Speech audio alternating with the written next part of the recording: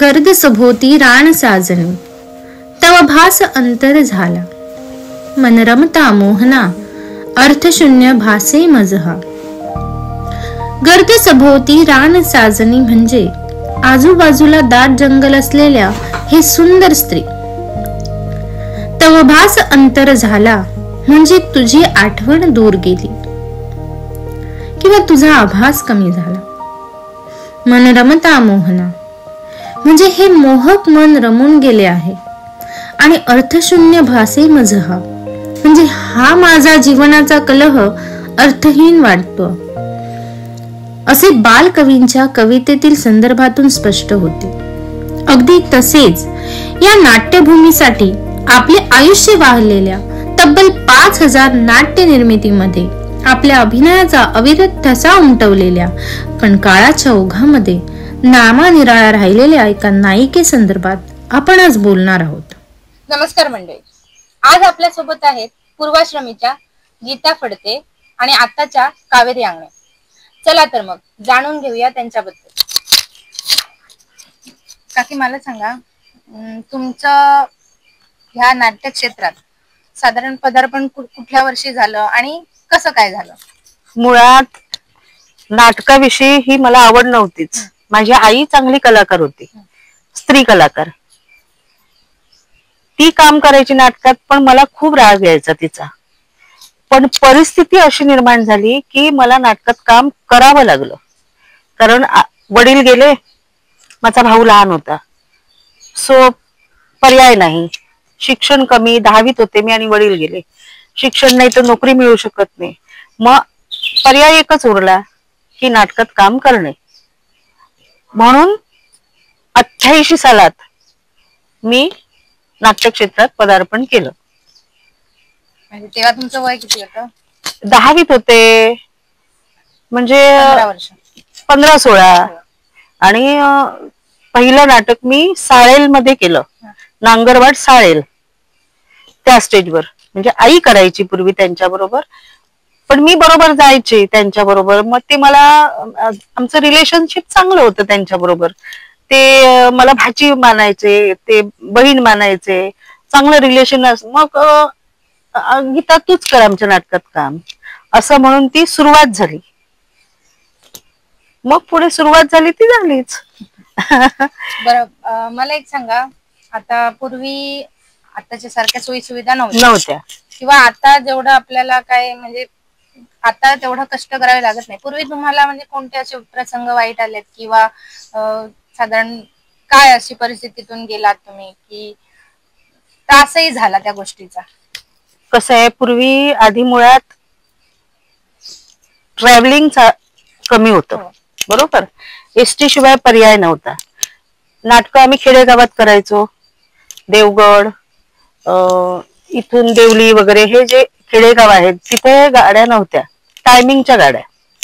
ती गाडी चुकली की तुला पायी चालत जावं लागायचं.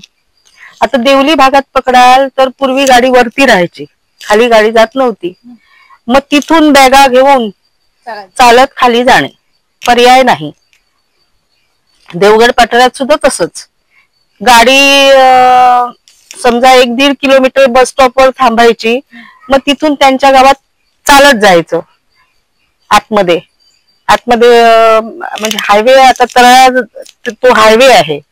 मग तिथून उतरून आतमध्ये मंचा, मुटाट हे जे गाव आहेत ना, तिथे पूर्वी गाड्या नव्हत्या, चालत जावं. आता रिक्षानं जायला गेलं तर बजेट वाढतं. तेव्हा काही एवढे पैसे पण काय तेव्हा तितके देत नव्हते. फार फार तर 300 रुपये 400 रुपये नाईट एका नाटकाची. मग त्या 300-400 रुपयात तू जर असे पैसे खर्च केले तर हातात काय राहिलं? बरोबर.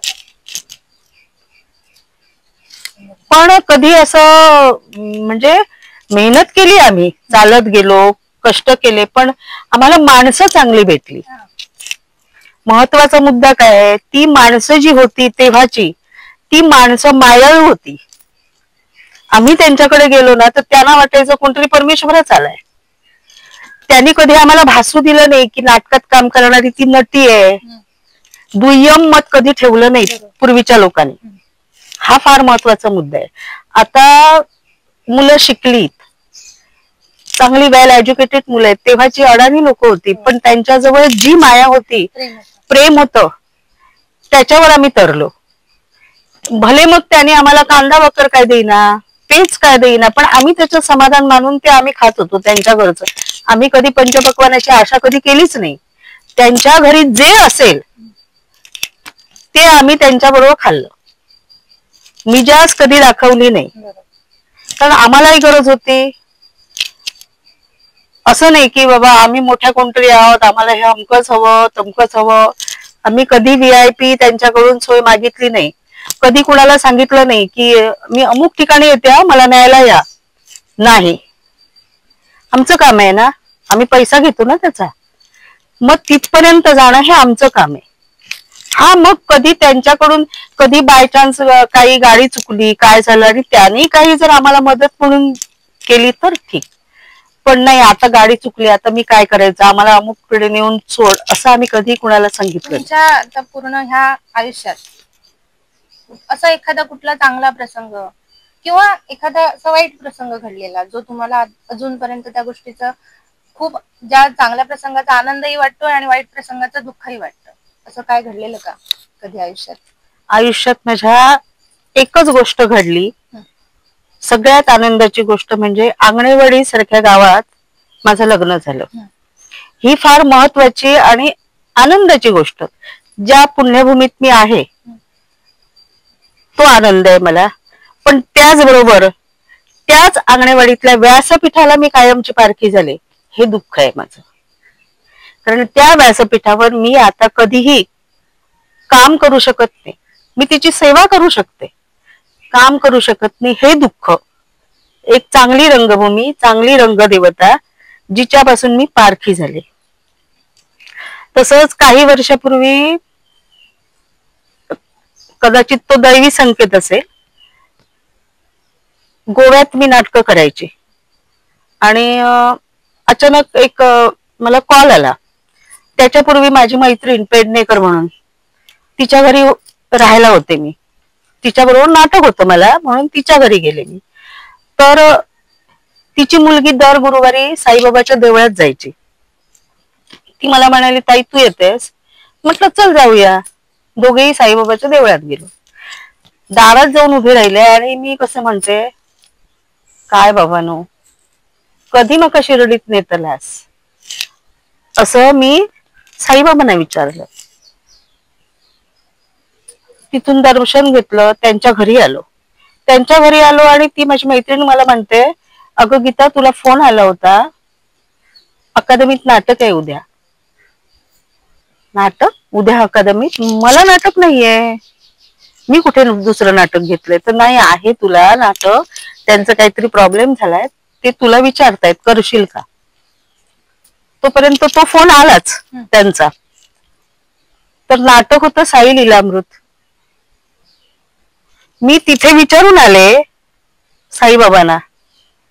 त्यांच्या घरी पोचेपर्यंत मला कॉल आला आणि त्यांचं बसलेलं नाटक, टीम वर्क पूर्ण विदाउट प्रॉम्प्टिंग नाटक. मी त्यांच्यात नवीन, मला त्यांच्या नाटकातलं काहीही माहिती नाही, कारण अँगल बाय त्यांचं नाटक बसलेलं होतं.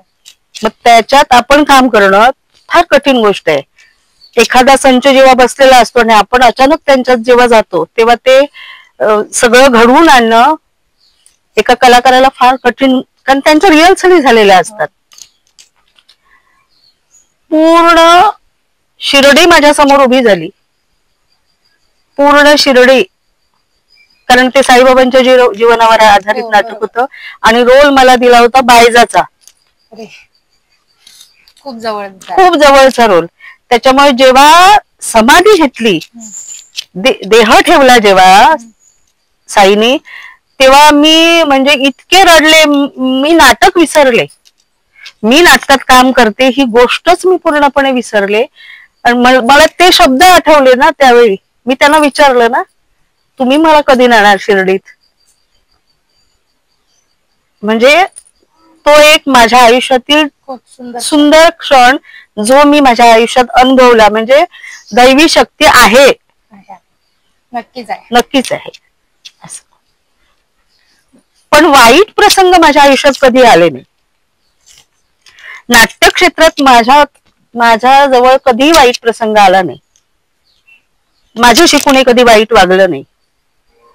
कुठला संगीतकार असू दे, कुठला डायरेक्टर असू दे, कारण मुळात मीच जमवून घ्यायचे माझ्याशी. आणि आई माझी तेव्हा काम करायची नाटकात, तिच्या ओळखी होत्या, तिच्या बरोबर वावरलेलेच ते सगळे होते.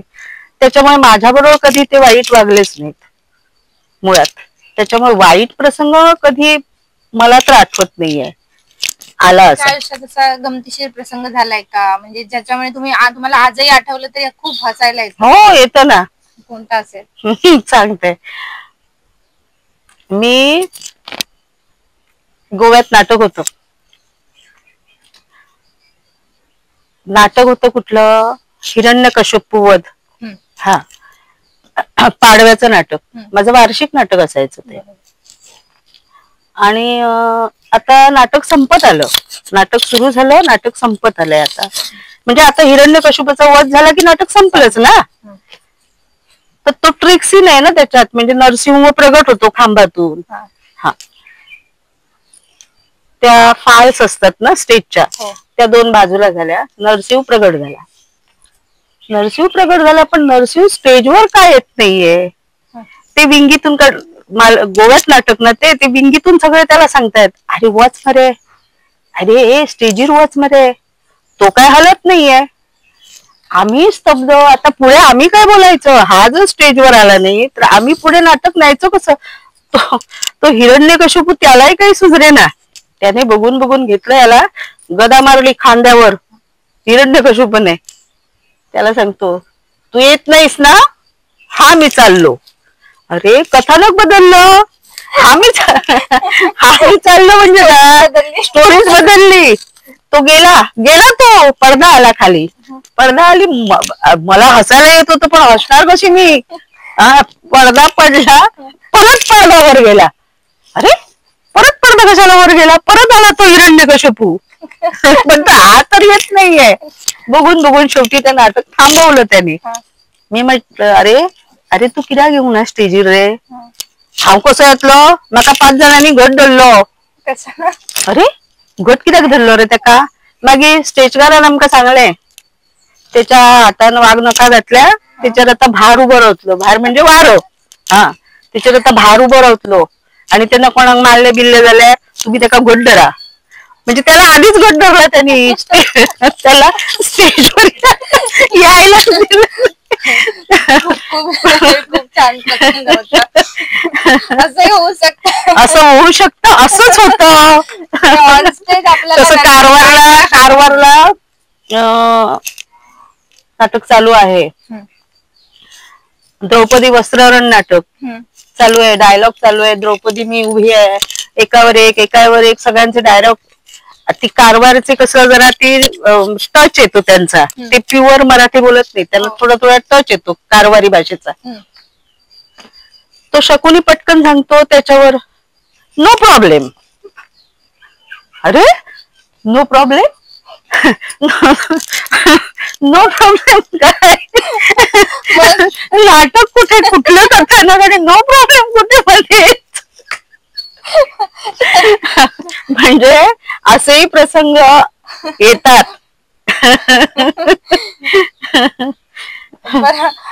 तुमच्या आयुष्यातलं पहिलं जे नाटक होतं ते कोणतं होतं, आणि त्याचे म्हणजे तुम्हाला दिग्दर्शक आठवत असतील तर, आणि त्या नाटकाबद्दल, म्हणजे त्या नाटकाचं जेव्हा तुम्ही सुरुवात केलं, कारण तुमच्या आयुष्यातलं पहिलं नाटक होतं, ते साधारण कसं काय झालं तुमचं काम, तुम्ही कशा काय रुळल्या गेलात. म्हणजे तुम्ही बोललात ना पहिलं सुरुवातीला मला आवड नव्हती, नाही, मग ती आवड कशी निर्माण झाली, त्या नाटकामुळे झाली की काही घडलं.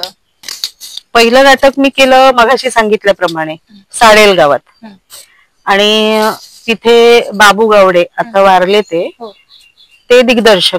त्या गावात नाटकं जेवढी व्हायची तेवढ्या सगळ्या नाटकांना ते दिग्दर्शन करायचे. उत्तम दिग्दर्शन होतं. जरी माझी मार्गदर्शक माझी स्वतःची आई जरी असली तरी मी कधी असं म्हटलं नाही माझी आई एवढी मोठी कलाकार आहे, मी का त्या डायरेक्टरचं ऐकू. नाही, मी तसं कधी माझ्या आयुष्यात केलं नाही. तो पहिला डायरेक्टर माझा, मी त्याला मामा म्हणायचे. म्हणजे जो पाया असतो सुरुवातीचा तो मला चांगला मिळाला. म्हणजे त्याने स्टेजवर, जरी मी एका कलाकाराची मुलगी असले तरी असं होत नाही ना की सगळं तुम्हाला माहिती असतं, कारण मुळात त्या गोष्टीची माझं काही लेनदेन नव्हतं. मुळात मला ते आवडतच नव्हतं, पण त्याने मला कसं नाटकात काम करायला हवं हे मला त्याने शिकवलं. बाबू गावडे, आता नाही आहेत ते, वारले. संगीत दिग्दर्शन त्या नाटकाला आमचे भालचंद्र केळुसकर होते, ज्यांना मी माझे गुरु मानते. संगीतातला माझा पहिला गुरु भालचंद्र केळुसकर. पेटीवर स्वर कसा लावायचा आणि इतकं सुंदर त्यांनी मला मार्गदर्शन. मी काही क्लास केला नव्हता, मी काही क्लासिकल मुलगी नव्हते, शास्त्र संगीतातलं मी शिकले नव्हते, पण त्यांनी जे मार्गदर्शन केलं मला, त्या मार्गदर्शनाखाली माझ्या आयुष्यात मी संगीतात खूप पुढे गेले. असं नाही मी काही मोठी गायिका नाहीये, पण मोठी मोठी संगीत नाटकं मी त्या बेसवर केली. जे त्यांनी मला मार्गदर्शन दिलं, ते ज्यांनी जे मला दिलं केळुसकरांनी, त्या जीवावर मी संगीत नाटकं केली, मोठी मोठी संगीत नाटकं केली. गोव्यासारख्या ठिकाणात स्पर्धेला गेले. आधी मुळात माझा जन्मच गोव्याचा, माझी मातृभूमी आहे ती. हा, चांगली चांगली नाटकं केली, संगीत नाटकं. ययाती देवयानी, मंदारमाला, मत्स्यगंधा, पाणीग्रहण, अशी अनेक चांगली दर्जेदार नाटकं. साधारण आतापर्यंत तुम्ही किती नाटकं केलात, म्हणजे तुमच्या आयुष्यात आतापर्यंत? अंदाज काही नक्की मी सांगू शकत नाही, पण असं एक 5,000च्या घरात जाऊ शकतात. कारण कसं, गोव्यात दिवसाला 3 नाटकं करायचो आम्ही. 3, वेळ पडली तर 3, नाही तर 2. कारण कसं, अकादमीचा शो जर असला तर तो शो लवकर चालू व्हायचा ना, मग तो शो संपून लोकल नाटकाला जायचं. ती स्पर्धेची नाटकं असायची. ते नाटक संपून मेकअप सहित बसायचं गाडीत आणि दुसऱ्या नाटकाला, कारण ती उशिरा चालू होतात 11 वाजता. मग तोपर्यंत तो वेळ साधून ती नाटकं करायची. साधारण कुठल्या कुठल्या शैलीतली नाटकं केली? सगळ्या शैलीतली केली. सामाजिक केलं, ऐतिहासिक, पौराणिक, काल्पनिक, संतकालीन, पौराणिक, संगीत नाटक सगळी केली. एवढी नाटकं केलात, म्हणजे साधारण कुठे कुठे, म्हणजे कुठल्या कुठल्या गावात? आधी सुरुवात माझी मालवणातच झाली. मुळात मालवणात झाली, पण मला रोल यायचे ना ते शक्यतो ऐतिहासिक नाटकाचे. सामाजिक जरी रोल आले तरी सोजवळ भूमिका, रागीट भूमिका. मॉडर्न रोल मी कधी केला नाही, कारण तो मला फिट बसतच नव्हता. कारण मी मुळात काळी बाई, उंची कमी, मग त्या रोलला मी कधी फिट बसलेच नाही. आणि मी स्वतः मी जेव्हा जेव्हा भूमिका केल्या, मी ती भूमिका मला योग्य वाटेल का याचा विचार करूनच केला. आता सुद्धा, आता माझं वय झालंय, आता मी 50 क्रॉस केलीये. मग आता सुद्धा माझ्याकडे एखादं नाटक आलं तर मी विचार करते की तो रोल मी केला, ठीक आहे, मी करेन. तो वयस्कर रोल असेल मी करेन, पण त्या ग्रुप मध्ये मी फिट बसायला हवी. पैसा मिळतो म्हणून काही करायचं नाही, हे माझं एक मत आहे. हे मत मी आताच्या कलाकारांनाही सांगेन, स्त्री कलाकारांना विशेष करून. आताची मुलं खूप हुशार आहेत, त्यांना सगळं समजतं, एवढं काही सांगण्याची गरज नाहीये. पण एक सांगेन मी त्यांना की तुम्ही जे करता काम, ते काम त्याला योग्य न्याय द्या, त्या भूमिकेचा अभ्यास करा. ती भूमिका कुठल्या काळातली आहे, मग त्या अनुसरून त्याचा पोशाख करा. नाटकात पाठांतर करणं म्हणजे नाटक नव्हे, मी मान्य करणार नाहीये. पाठांतर सगळी करू शकतात, पाठांतर म्हणजे नाटक नव्हे, नाटकाला खूप अंग आहेत. सामाजिक नाटक जेव्हा तुम्ही करता तेव्हा तुमची चाल वेगळी असते, तुमचं बोलणं वेगळं हवं.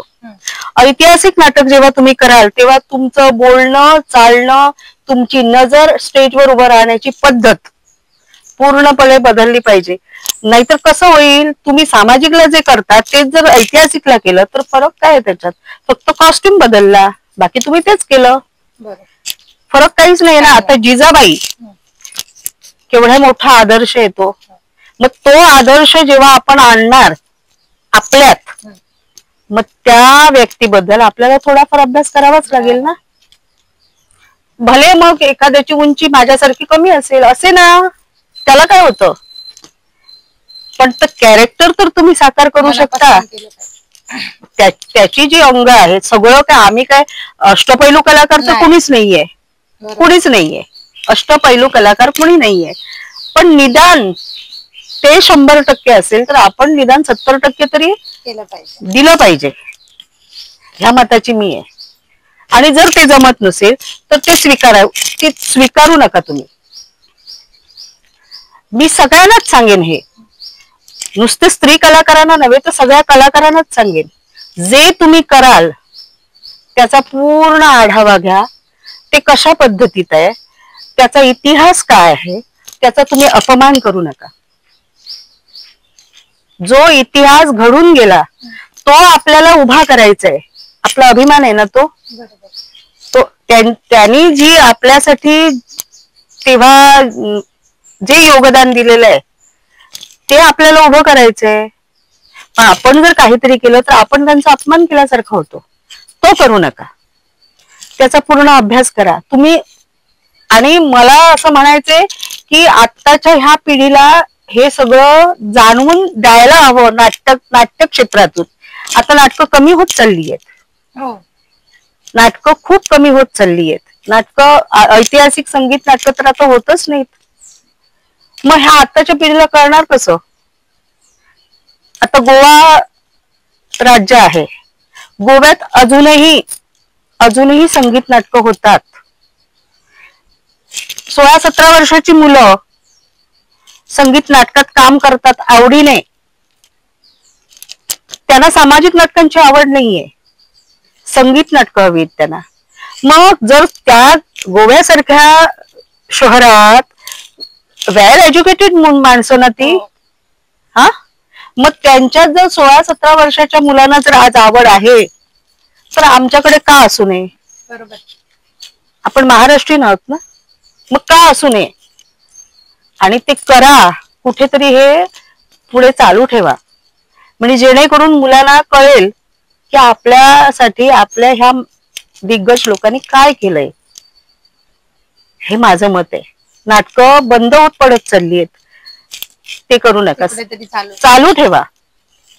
हा, आता खर्च खूप होतो, तेही मी मान्य करीन, खर्च खूप अवाढव्य आता होतो, तो कुठेतरी कमी व्हायला हवे. प्रत्येकाने समजून घेतलं पाहिजे ना. हा, एकामेकाला सहाय्य करून समजून घेऊन ते केलं पाहिजे, तर ती नाटकं होतील. नाहीतर असा खर्च वाढत गेला तर नाटकं होणार नाहीत. तर खर्च खूप वाढत गेलाय असं. मी जसं सुरुवातीला म्हणाल की पूर्वी मला नाटकात वगैरे आवड नव्हती, मला खूप प्रचंड राग यायचा. आता तुमच्या बोलण्यातून पण आता नाही, आता म्हणजे जेव्हा मी नाटकात सुरुवात केली आणि हळूहळू ती गोडी वाढत गेली, मग माझं जीवनच ते झालं. म्हणजे पावसात नाटकं बंद झाली ना की विचार पडायचा, आता कसं, आता होणार कसं? नाटकं बंद झाली, पैसा पाहिजे म्हणून नव्हे, पण ते आपलं रुटीन थांबतं ना. हा, आणि आपण त्याच्यात जगतो असं आहे. म्हणजे आता एखादं मी नाटक बघताना मला जर कुठे ती चूक काहीतरी दिसलं ना तर मला असं वाटतं की जाऊन त्यांना सांगावं की हे ना तुम्ही काहीतरी चुकीचं करताय, बघाल, तुम्ही लक्ष द्या. पण तो जमाना नाहीये आता, नाही, मान्य नसतं. आमच्या सारख्याने जाऊन त्यांना सांगितलं ना तर त्यांना मान्य होणार नाही. ही काय आम्हाला सांगते, हिला काय येतं, असे म्हणणारे आहेत तोंडावर. हा, तू म्हणजे असंही म्हणणारे आहेत आणि मागून निंदा करतात. त्याच्यामुळे आता ह्या नाट्य क्षेत्रात वावरताना ना खूप विचार कर. पूर्वीचे लोक असे नव्हते. पूर्वी आता आम्ही जेव्हा तरुण होतो आणि आम्ही नाटकात काम करायचो तेवढं काय आम्ही काय बालगंधर्व नव्हतो, पण जेव्हा 100 नाटकं तुम्ही करता तेव्हा कुठेतरी एखादा अनुभव तुमच्या गाठीशी असतोच, बरोबर. मग आम्ही सांगितलं, जर डायरेक्टर कोण असले त्यांना जर सांगितलं नाही हे बघा हे असं आहे, आपण असं करूया का, तर ते ऐकायचे. त्यांना जर पटलं तर ते ऐकायचे, हो असं होऊ शकतं. पण आता जर कुणाला तू असं सांगायला गेलीस ना, ऐकून कोण घेणार नाही. बरोबर आहे. हा, असं माझं मत आहे. आणि आता हे जे कोण मोठे आहेत कलाकार म्हणून वावरतायत त्यांनी पुढे होऊन ह्या मुलांना ही आवड निर्माण करावी आणि हे पुढे नाट्यक्षेत्र चालू राहिलं पाहिजे ना, असं माझं मत आहे. नक्कीच तुमची इच्छा नक्की पूर्ण होईल. हो. आता आम्ही ह्याद्वारे तर नक्की आताचे जे नवीन नवीन कलाकार तयार होत आहेत, छोटे त्या बालचमू तयार होत आहेत ना, त्यांनी नक्कीच हा व्हिडिओ बघावा. आम्ही जेव्हा बापू कोंडे हा मी मामा म्हणायचे त्याला, पण हा दिग्गज कलाकार, त्याचा मार पण खाल्लाय मी. पण आम्ही कधी असं म्हटलं नाही तो काय आम्हाला मारतो. तो मारतो म्हणजे काय, तो प्रेमापोटी मारतो. त्याला ते तसं हवं असतं ना. एखादा डायरेक्टर जेव्हा नाटक डायरेक्शन करतो तेव्हा त्याच्या चौकटीत त्याने ते नाटक एका पद्धतीत बसवलेलं असतं. त्यानं त्याचा विचार केलेला असतो. हे पात्र असं असेल तर याच्यानंतर हे असं झालं पाहिजे, हे पात्र असं चाललं पाहिजे, हे त्यानं त्याच्या माइंड मध्ये फिट केलेलं असतं.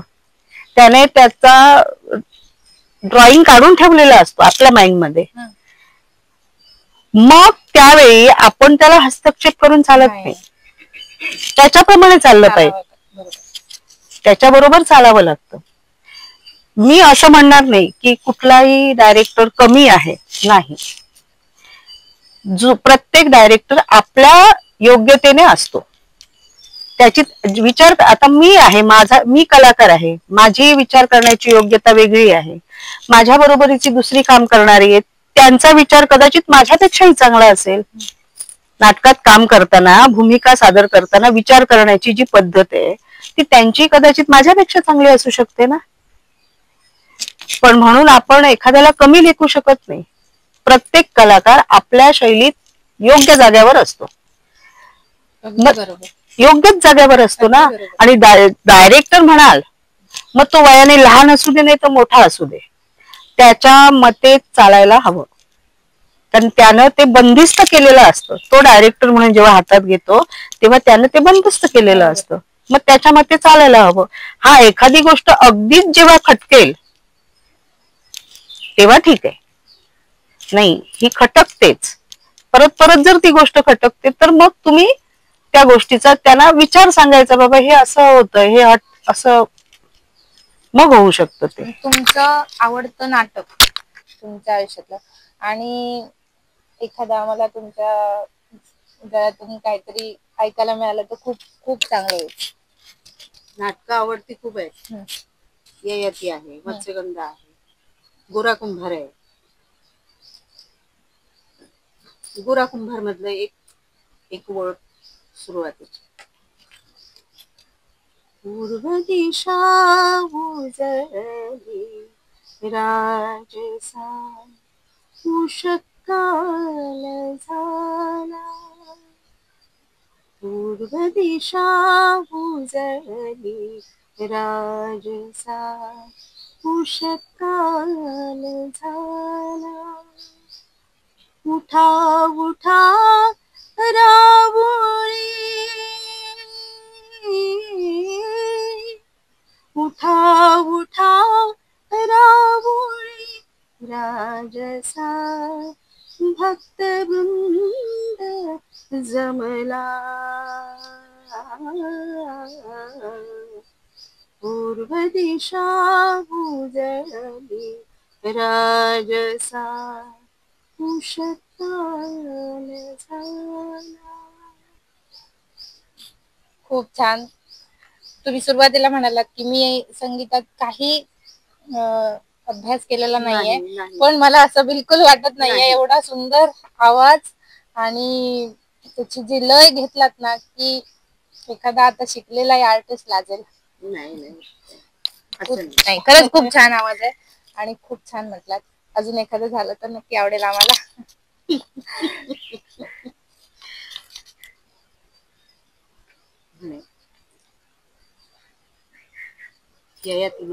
हो नक्की. तिमिरातुनी तेजाकडे, तिमिरातुनी तेजाकडे,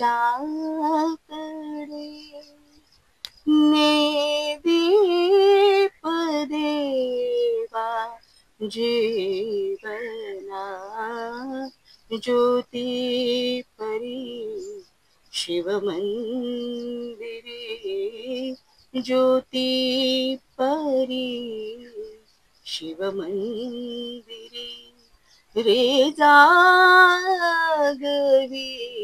माझ्या मना, रे जागवी माझ्या मना, तिमिरातुनी तेजाकडे, तिमिरातुनी तेजाकडे. आज आम्ही कावेरी अंगणे यांच्याकडनं खूप अशी त्यांच्या आयुष्यातली सुंदर माहिती अशी घेतली. तुम्ही बघा, नक्की तुम्हाला आवडेल.